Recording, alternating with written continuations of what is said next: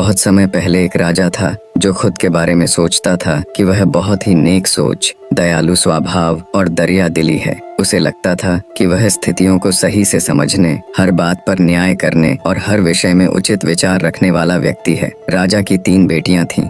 एक दिन उसने अपनी बेटियों को बुलाकर कहा, मेरे पास जो भी है वो सब तुम्हारा है। तुम तीनों को मुझसे ही जीवन मिला है। मेरी इच्छानुसार ही तुम तीनों का भूत, वर्तमान और भविष्य बना हुआ है, जो आगे भी ऐसे ही बना रहेगा। मैं ही तुम तीनों का भाग्य बनाता हूँ। राजा की यह बात सुनकर उसकी 2 बेटियों ने शांत मन से राजा की बात में हामी भर दी, लेकिन तीसरी बेटी ने ऐसा नहीं किया। उसने कहा, नहीं, मुझे तो नहीं लगता कि आपके हाथों में मेरा भाग्य है। राजा यह सुनते ही गुस्से में आ गया। उसने अपनी तीसरी बेटी की कही बातों को एक चुनौती के रूप में स्वीकार किया। उसने खुद को अपनी तीसरी बेटी के सामने सही साबित करने की ठान ली और उसे जेल में बंदी बना दिया। इस वजह से राजा की तीसरी बेटी कई सालों तक जेल में ही बंद रही। राजा और उसकी बाकी की बेटियां राजसी जीवन जीते रहे। राजा मन ही मन सोचता है कि यह मेरा ही हुक्म है, जो मेरी जिद्दी बेटी जेल में कैद है। लोगों को भी यही लग रहा होगा कि राजा का ही हुक्म है, जो उसकी बेटी को ऐसा भाग्य मिला है। उसकी प्रजा के लोग भी यही सोचते थे।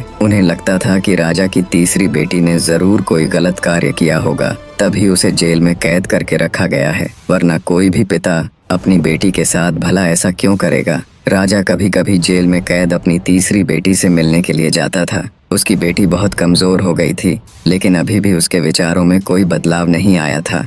मगर राजा अपनी कमजोर बेटी की हालत और नहीं देख पा रहा था। एक दिन उसने अपनी तीसरी बेटी से कहा, इस तरह से तुम्हारा जिद करना मुझे बहुत गुस्सा दिलाता है। अगर तुम इसी तरह मेरी आंखों के सामने रही तो गुस्से में मैं न जाने क्या कर बैठूंगा। मैं तुम्हें मौत की सजा भी दे सकता हूँ, लेकिन मैं एक अच्छे दिल का व्यक्ति हूँ, इसलिए मैंने सोचा है कि तुम अब मेरे राज्य के पास के ही एक जंगल वाली जमीन पर जानवरों के साथ रहोगी। राजा ने आगे कहा, उस जंगल में सिर्फ उन्हीं लोगों को रखा जाता है जो मेरे आदेश का पालन नहीं करते।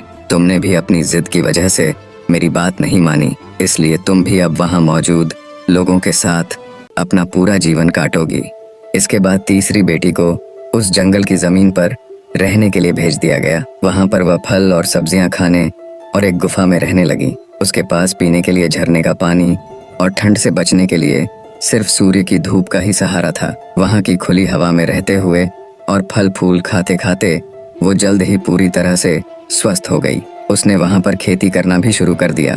गुफा को उसने घर की तरह सजा लिया था और खुशी खुशी वहीं रहती थी। एक दिन वहाँ पर एक भटकता हुआ राहगीर आ पहुंचा। उसे देखते ही देखते राजा की तीसरी बेटी से प्रेम हो गया और दोनों खुशी खुशी वहीं रहने लगे। उस जंगल में उन दोनों के अलावा और भी कई लोग रहते थे, जिनकी मदद से उन्होंने उस जंगल को एक शहर के रूप में बदल दिया। कुछ ही सालों में राजा की तीसरी बेटी और वो राहगीर उस शहर के राजा रानी बन गए। अब उनके शहर की चर्चा दूर दूर तक होने लगी। जैसे ही इसकी जानकारी राजा को मिली, वह उस जंगल में सब कुछ देखने के लिए पहुंच गया। जब उसने वहां की राजगद्दी पर अपनी बेटी को बैठे देखा और साथ में एक खूबसूरत युवक को, तो उसके होश उड़ गए। राजा की बेटी ने अपने महल में अपने पिता का पूरे सम्मान के साथ स्वागत किया। उसने अपने पिता से उसके बुरे बर्ताव व फैसले के लिए कुछ भी नहीं कहा। जैसे ही राजा वहां बैठा तो उसे एक आवाज सुनाई देने लगी, जो कह रही थी कि हर इंसान स्वयं ही अपना भाग्य बनाता है, कोई अन्य इंसान किसी और का भाग्य नहीं बना सकता। इसके बाद राजा को खुद ही अपने किए पर पछतावा होने लगा और उसने अपनी सभी बेटियों को अपने भाग्य से आज़ाद कर दिया। उसने अपनी तीनों बेटियों से कहा, भले ही तुम तीनों का भाग्य मेरे हाथों में है, लेकिन हर व्यक्ति खुद ही परिस्थितियों के अनुसार अपना भाग्य अच्छा या बुरा बना सकता है। निष्कर्ष, राजा और उसकी 3 बेटियों की कहानी हमें यह सीख देती है कि कोई भी व्यक्ति किसी का भाग्य बना या बिगाड़ नहीं सकता। हमारा भाग्य खुद हमारे हाथों में ही होता है, जिसे हम अपनी सूझबूझ से बुरी परिस्थितियों में भी अच्छा बना सकते हैं।